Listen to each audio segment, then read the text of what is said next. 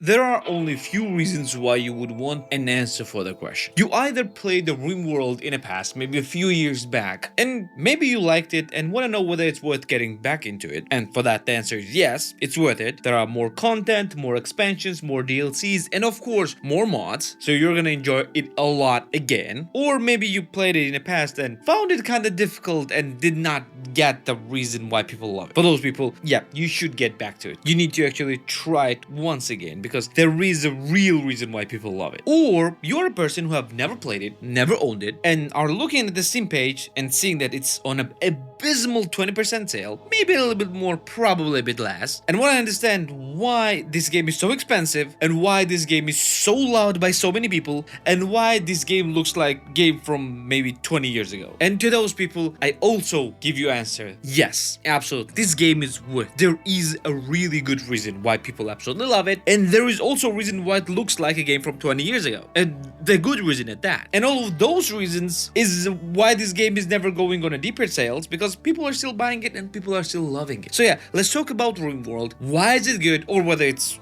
good or not, and why it's maybe bad as well, and why it's worth your time and your money. So yeah, let's get into it. So first things first, what is RIMWORLD? RIMWORLD is described as a colony sim or colony management game, which is a very short description of how big this game is. Yes, in essence, it kinda is. Imagine if you will take a survival game, but instead of surviving as a single individual person, you are surviving as an entire colony. You have multiple different colonies that you need to control in order for them to survive in this harsh colony environment. Well, basically that means that you are trying to build a colony and not die a horrible death on this alien planet. That's a simple explanation of this game as it can be. But in reality, it's far more than that. And let me explain what I mean by that. There is a reason why this game looks like that. There is a reason why this game looks as simple as possible. Because this is one of the few games that actually takes gameplay and elevates it at the top of the priorities, while taking everything else down. And in this case, the graphical fidelity of the game. Don't get me wrong, this game does not look muddy or not crispy. This game looks extremely crispy, and the reason why this game has this type of art style is to not clutter you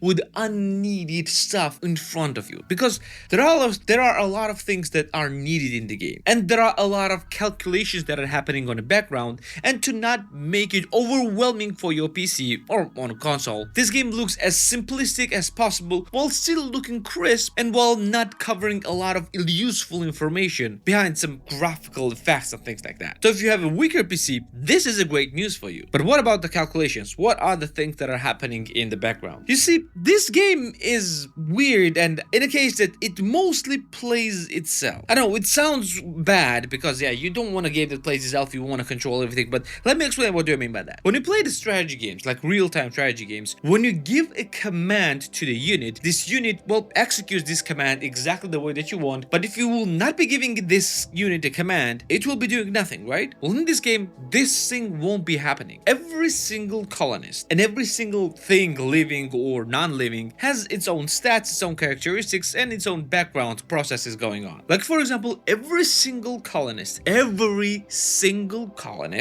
their own traits, characteristics, wants, and needs. They literally are living, breathing beings that you do not control directly, but give them commands to execute. That's the things that are happening in this game. If you will not be giving commands to those colonists to execute, they will find what to do themselves based on what they want, they need, and what they are. So if you want just to lay down and do nothing and see how everything will unfold, well, it will happen. So you need to be very careful on all the commands that you give, because if you give a command to a coward to go and fight someone, well, you know what will happen. Most likely this coward will run away and will leave you open to an attack. So what are the things that are happening in this game? Well, as I said, every colonist has their wants, their needs, and they are willing to survive. They want to live most of the time. But everything around you does not want you to live. So you need to build shelter, you need to prepare food, you need to protect your colonists, and in many cases you also need to cater towards their needs as well. And not just needs, wants as well. There are seasonal changes in the game, there are bandits that can attack you, there are illnesses, there are wild animals, but all of this, everything and all of this is controlled by a single entity, which is basically an AI director. And And in this case, AI director is kinda an NPC in their own right. And you are actually choosing between different AI directors. There are a few of them, and they have their own personalities, their own names, and their own gameplay style. Like for example, if you choose one of them who is more chill, it will give you more chill and relaxed experience without actually making everything go crazy around you very quickly. But if you choose, like for example, Randy Random, well, the random things will start happening around you. Like fires will start happening around you, like sicknesses, illnesses, random going crazy of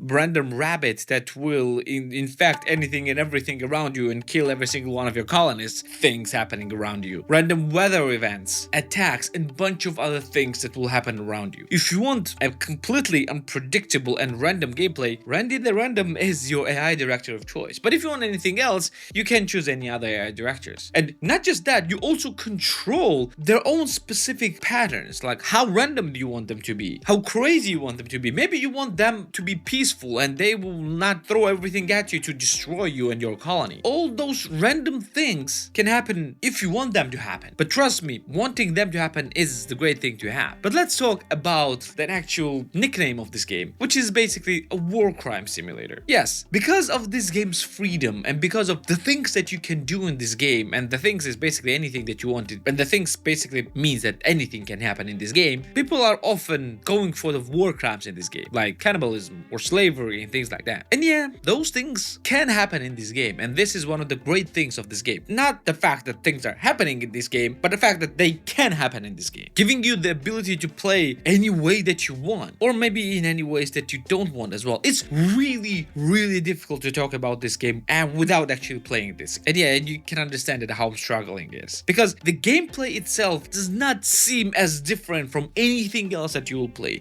but situations that will happen in this game is completely unpredictable and completely like nothing else. That's why people are also calling this a story generator. The stories that are happening in this game is like nothing else, and no two playthroughs will be the same, not for you nor for anyone else. And because there are a lot of colonists and characters that you can actually find and fall in love with, it makes this experience very personal, and I absolutely love it. And because it also can be run on anything that you want, it also gathers a lot of people around it. And because the gameplay can be different for anyone and everyone, people are finding things that they love the most in this game, and these things can be completely different things. And for that reason, the rating for this game is overwhelmingly positive, and it is one of the most highly reviewed games on Steam. And these review numbers are not all, because people prove this with their play numbers as well. Because for years now, average play number on RIMWORLD is increasing more and more and more and more, and almost always you will find at least 20,000 people playing this game, at least at any given time. And this number fluctuates from 20 to 30,000 on average every single day at every single moment. But anything and everything can be good or bad if the price is right, and price is a very important thing for the RIMWORLD, because you see, RIMWORLD is full price $35 game, and that's a base game, and the deepest discount it has ever gone was only 20% off. So yeah,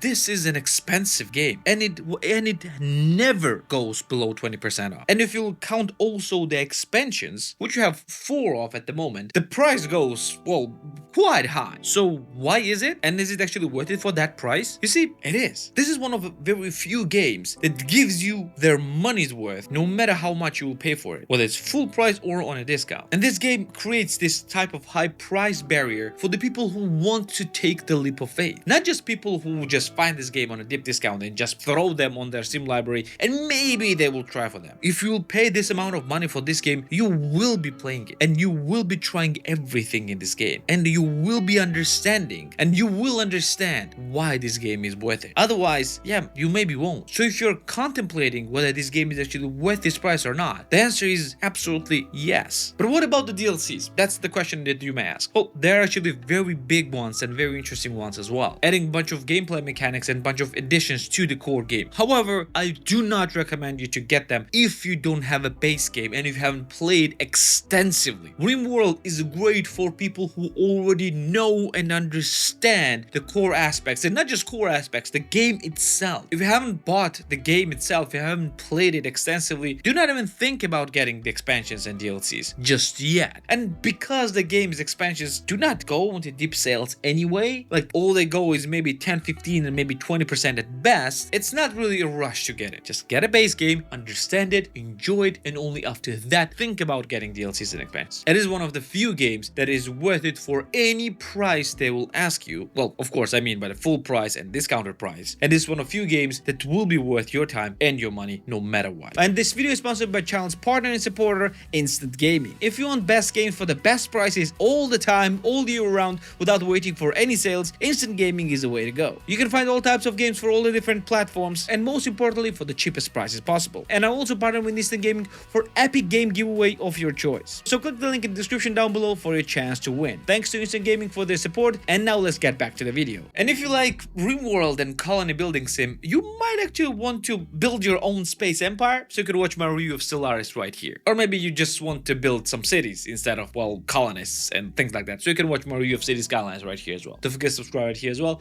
This is it for today, and I'm gonna see you in the next one. Take care.